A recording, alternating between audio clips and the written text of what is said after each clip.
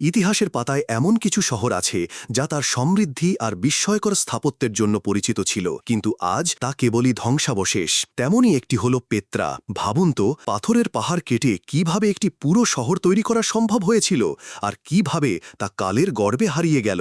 জর্ডানের মরুভূমির গভীরে অবস্থিত পেত্রা ছিল নাবাতিয়ান আরবদের প্রাচীন রাজধানী, যা খ্রিস্টপূর্ব ৪র্থ শতকে প্রতিষ্ঠিত হয়েছিল। এটি এর পাথরের গায়ে খোদাই করা স্থাপত্যের জন্য বিখ্যাত। খাজেনে বা ট্রেজারি হল এর সবচেয়ে আইকনিক কাঠামো, যা একটি বিশাল পাথরের পাহাড়ের গায়ে খোদাই করা। পেট্রা ছিল একটি গুরুত্বপূর্ণ বাণিজ্য কেন্দ্র, যেখানে মশলা এবং সিল্কের মতো মূল্যবান জিনিসপত্র আনা নেওয়া করা হতো।